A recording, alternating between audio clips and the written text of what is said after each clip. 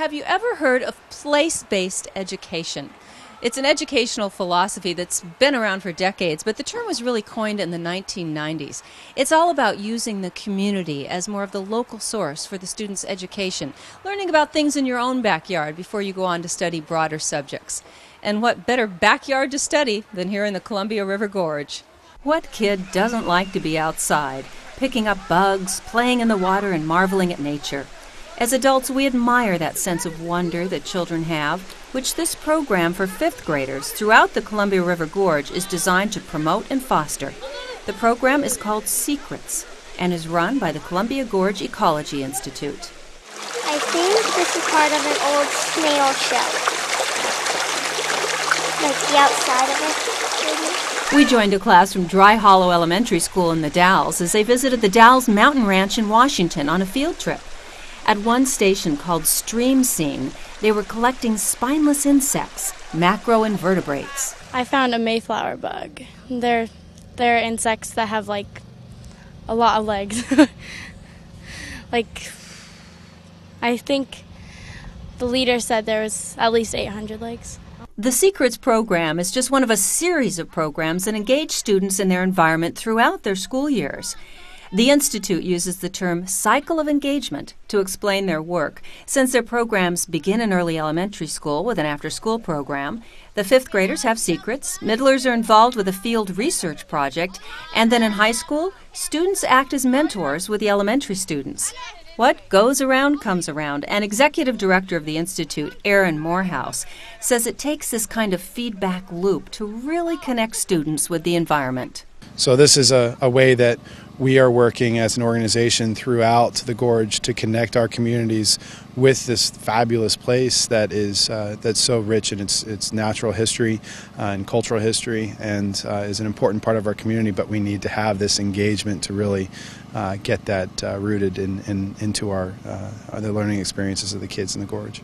Well, my favorite one was when we learned how important it is for animals to camouflage. Why is it important? Because if they're prey, they need to hide from other animals that want to eat them.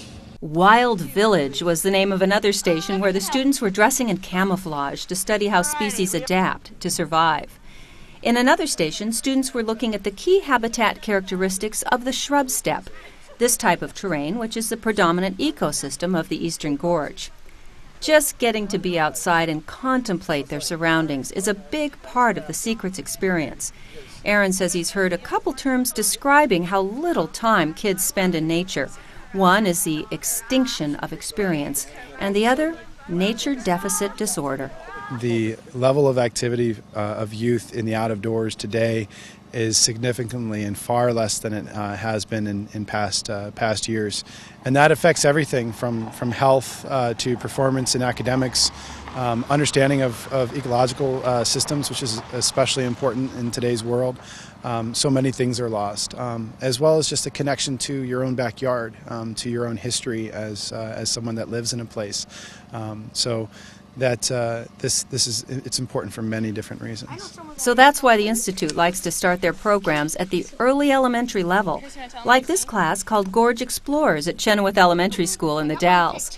The class was outside trying to plot a map of how ants would interpret their environment. This way to study a bug's eye view of the world was introduced to the students by Jenny Gilbert, a recent graduate of Whitman College in Walla Walla. She sees how this type of place-based education gets students connected to their natural resources. The animals that live there, the plants that live there, the natural resources that people in the area depend on. A lot of environmental education is focused on teaching kids about environmental issues and trying to get them to believe a certain way about environmental issues. But to me, place-based education is just about educating people about what goes on in the place that they live and helping them learn to love that place, and a lot of times they'll develop an environmental ethic just out of that experience. Gorge Explorers is held after school at two elementary schools in the Dalles, Chenoweth and Dry Hollow. There's also a class offered after school in Parkdale. The program takes the students outside as much as possible, studying geology, plants, and animals of the gorge.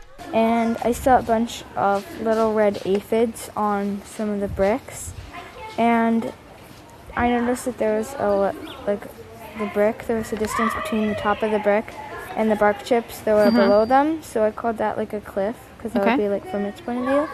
And then on my string, in like the way of the string, there's a bunch of little tiny plant sprouts. Gorge Explorers After School program is supported in partnership with the U.S. Forest Service, the North Wasco County School District, and the Discovery Center Museum. So far, it's just a pilot program, but the hope is to fully fund it. The Institute wants to maintain not only this cycle of engagement for kids in the Gorge with programs throughout their school life, but they really want to build on the intangible sense of wonder these programs foster. And no one is more passionate about it than the Columbia Gorge Ecology Institute's executive director.